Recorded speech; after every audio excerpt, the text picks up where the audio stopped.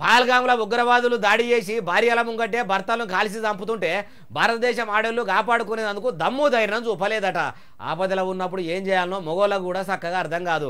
ఆడోళ్ళు కూడా అట్లనే అర్థం కాక పరిశానలో ఉండి ఉంటారు. అది సరే కానీ అట్లే వాళ్ళన్నారే బాలన్న అంటారా ఈనుండ్రి. అయ్యా కమలయ్య ఎంపీ రామచందర్ జాంగ్రా ఎట్లెట్లా చెప్పుండ్రి.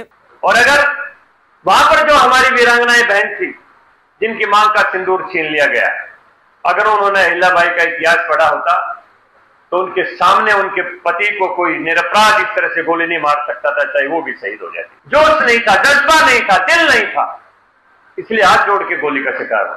ఇనరా ఏమంటుండో మన మహిళలకు దమ్ము ధైర్యం లేకనే పహల్గామ్ ఉగ్రవాదుల దాడిలా వాళ్ళ భర్తల పానాలు పోగొట్టుకుర్రు. వాళ్ళకు శత్రువులు ఎదురుపడ్డప్పుడు దాడి నుంచి ఎట్లా తప్పించుకోవాలనో భర్తలను ఎట్లా కాపాడుకోవాలనో తరిపిదిస్తే ఉగ్రవాదులకు ఎదురుగా పోయి పోరాటం చేసేటోళ్ళు. ఆ టైంలో దమ్ము ధైర్యం లేకనే చేతులు ముడుచుకొని భర్తల పానాలు ఓడగొట్టుకున్నారని అనుకొచ్చిండు. అయ్యా రామచందర్ జాంగ్రా సారు ఆ దాడిలో భర్తలను ఓడగొట్టుకున్న మహిళల గురించి మంచిగానే మాట్లాడుతుర్రు. వాళ్ళకి చేత కాలేదు అంటున్న మీరు మరి మీ ఇంట్లో మహిళలకు ఆపదలో ఉన్నప్పుడు ఎట్లా ఉండాలనో వాళ్ళకి శిక్షణ ఇప్పిస్తారు. మీ భార్య బిడ్డలు మనమరాళ్ళు కూడా భర్తలను ఎట్లా కాపాడుకోవాలన్నా తరపీదు తీసుకుంటుర్రా. అట్లా కూడా అగ్నివీరుల మీ వాళ్ళు శిక్షణ తీసుకుంటే వాళ్ళ గురించి కూడా ఇట్లనే చెప్పకపోయినరు. అయినా ఇంత ధైర్య సాహసాలు ఉన్న మీరు కూడా బార్డర్ల గస్తీ కాసుకుంటా ఉగ్రవాదులను ఏరేసే పని పెట్టుకుంటే మీ ఇంటి మహిళలకు కూడా భారతదేశం సరిహద్దుల సమరానికి పంపిస్తే మంచిగుంటుంది.